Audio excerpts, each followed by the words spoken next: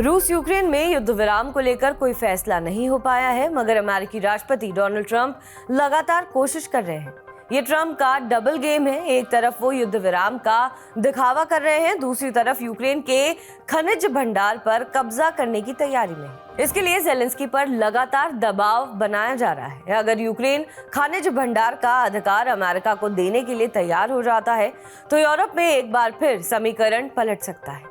इसके बाद रूस और अमेरिका आमने सामने आ सकते हैं, यानी यूरोप में परमाणु युद्ध की दस्तक हो सकती है, जिसकी धमकी पुतिन कई बार दे चुके हैं।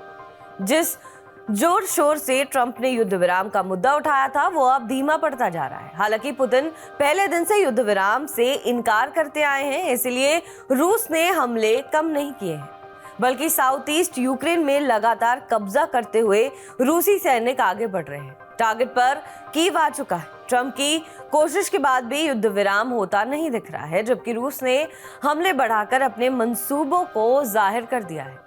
ट्रंप ने अब एक नया दाव खेला है, जिसमें वो यूक्रेन की खनिज संपदा पर कब्जा करने की तैयारी में है। करीब 26 ट्रिलियन की खनिज संपदा यूक्रेन के पास है। 2023 में अमेरिका की इकोनॉमी करीब 26 ट्रिलियन की थी, यानी यूक्रेन की खनिज संपदा पर अमेरिका का अधिकार हो जाता है तो अमेरिका की जीडीपी 52 ट्रिलियन से ज्यादा हो सकती है।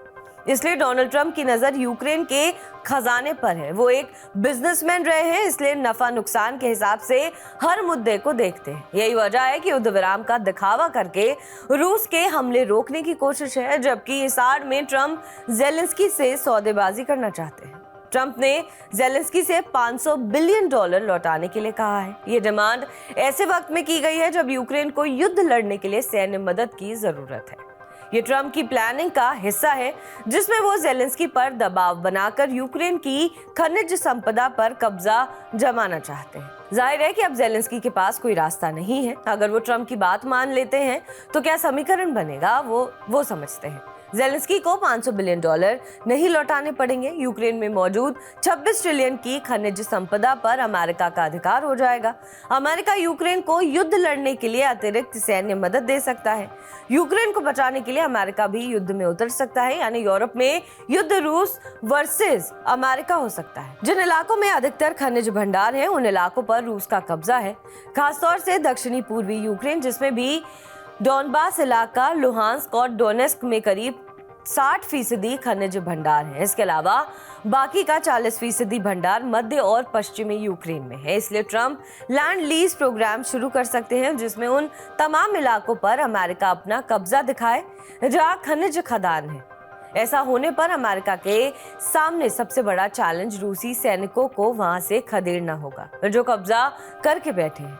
पुतिन भी ट्रंप की चाल को समझ चुके हैं, इसलिए पुतिन ने रणनीति बदल दी है। अब वो फरवरी में यूक्रेन पर संपूर्ण कब्जा करके आगे यूरोपीय देशों पर हमला कर सकते हैं। इसके लिए जो ब्लूप्रिंट बनाया गया है वो समझिए। रूस ने नए वर्ल्ड ऑर्डर का प्लान बनाया है। ब्लैक सी से बाल्टिक तक एक चक्रव्यूह तैयार किया जा रहा है।